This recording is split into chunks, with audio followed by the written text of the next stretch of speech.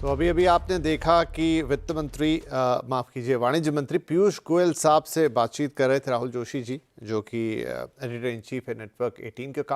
काफ़ी विस्तार से बातचीत हुई, जीएसटी रिफॉर्म्स पे बात हुई, इनफैक्ट टैरिफ पे बातचीत हुई, और इसके अलावा बाकी देशों के साथ इंडिया के क्या बायलैटरल इस समय टैरिफ डील्स चल रहे हैं, एक्सक्लूसिव डील्स चल रहे हैं, उस पर काफ़ी सारी बात हुई, जिसमें पीयूष गोयल साहब ने कहा कि ईयू के साथ तो हम बहुत जल्द एक बड़ा डील अनाउंस कर सकते हैं। काफ़ी प्रोग्रेस हो रही है, बहुत सारी बातचीत हो रही है। इनफैक्ट उनके जो ट्रेड हेड हैं वो इंडिया आ रही हैं, और काफ़ी ज़्यादा वो उस पर उत्साहित दिखाई दिए कि जल्द ही ऐसी, और 50 से ज़्यादा देशों के साथ इस समय 1-to-1 बायलैटरल डायलॉग्स चल रहे हैं ट्रेड को लेकर। और अमेरिका वाली चीज़ पे भी उन्होंने कहा कि बहुत ऐसी कोई चिंता करने की बात नहीं है, भारत और अमेरिका के रिश्ते बहुत लंबे, बहुत पुराने हैं, और वो इन बातों से शायद इतने आहत नहीं होंगे। चीन के बारे में भी उन्होंने बहुत सारी बातचीत की कि चीन के साथ जाने में क्या कोई खतरा है, क्या कोई डर है। ऐसा नहीं है, चीन के साथ भी एक अलग तरीके का रिश्ता, और साथ में ये कहा कि दो अलग अलग देशों के साथ किस तरह के हमारे रिश्ते हैं, उनकी आपस में सीधी सीधी तुलना या उन्हें एक चश्मे से देखना ठीक नहीं है। लेकिन मुख्य बातचीत यहाँ पर हुई वो जीएसटी रिफॉर्म्स के ऊपर हुई।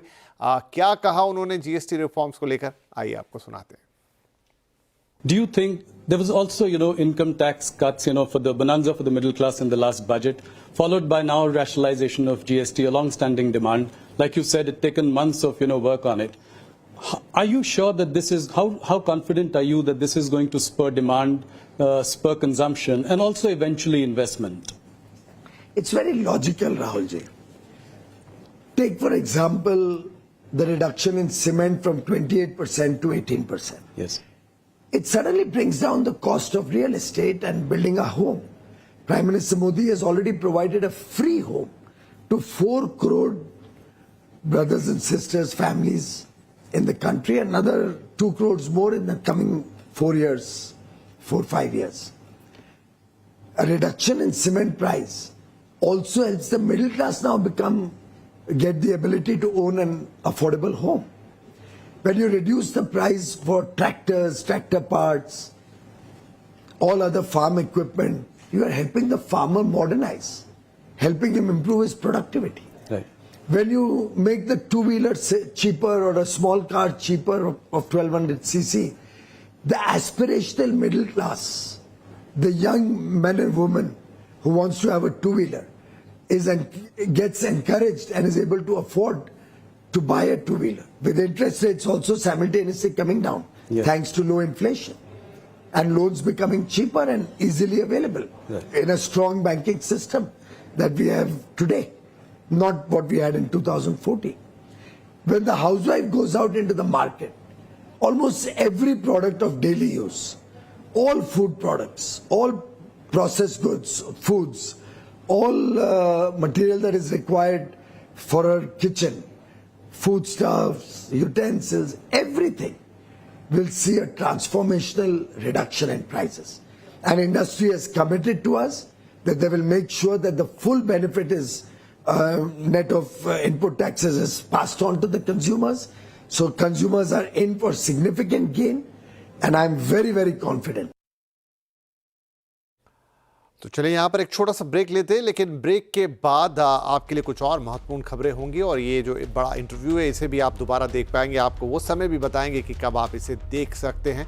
आज प्रधानमंत्री नरेंद्र मोदी ने सिंगापुर के प्रधानमंत्री लॉरेंस वोंग के साथ द्विपक्षीय वार्ता की। भारत सिंगापुर के रिश्ते के 60वें साल के मौके पर लॉरेंस वोंग 3 दिन की भारत यात्रा पर हैं। उन्होंने विदेश मंत्री एस जयशंकर से भी मुलाकात की। दोनों देशों के बीच कई एमओयूज पर भी हस्ताक्षर किए गए हैं। प्रधानमंत्री मोदी से मुलाकात के बाद लॉरेंस वोंग ने कहा कि वैश्विक अनिश्चितता और तनाव के इस दौर में सिंगापुर और भारत के रिश्तों का महत्व और बढ़ गया है।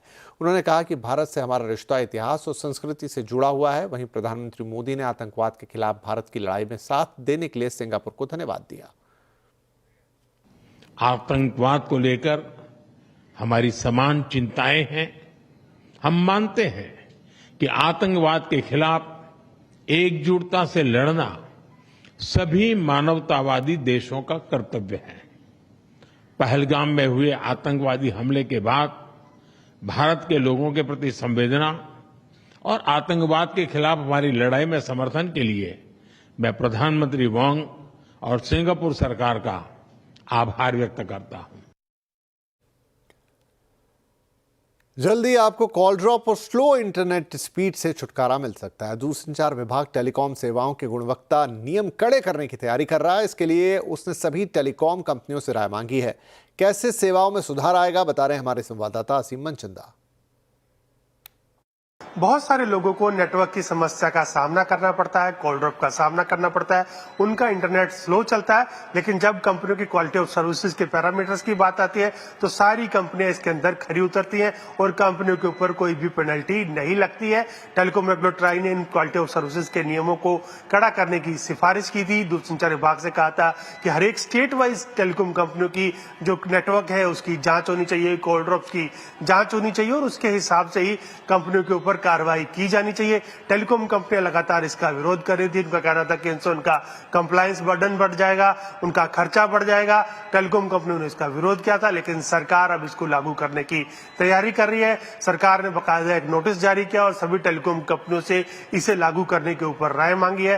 कंपनियों को अगले 15 दिन के अंदर अपनी राय सरकार को देनी होगी। सरकार ने पूछा कि आप बताइए, आपको हर स्टेट वाइज पैरामीटर देने में किस तरह से आपको परेशानी आ रही है, हम उस परेशानी को दूर करेंगे।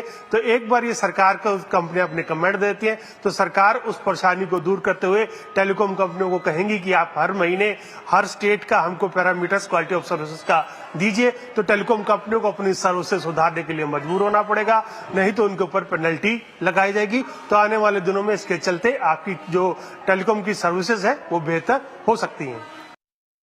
लुटियंस दिल्ली का ऐतिहासिक बंगला 17 मोतीलाल नेहरू मार्ग, जो कभी देश के पहले प्रधानमंत्री जवाहरलाल नेहरू का पहला सरकारी आवास था, भारत की सबसे महंगी रेजिडेंशियल प्रॉपर्टी डील्स में शामिल हो गया है। इस बंगले की हाल ही में लगभग 1100 करोड़ रुपए में डील हुई है। इसकी लोकेशन, राजनीतिक विरासत और आलीशान निर्माण इसे खास बनाते हैं। देश की राजधानी के सबसे पॉश इलाके में स्थित ये प्रॉपर्टी अब चर्चा में है। क्या है इसकी खास वजह, बता रहे हैं हमारे सहयोगी रोहन सिंह।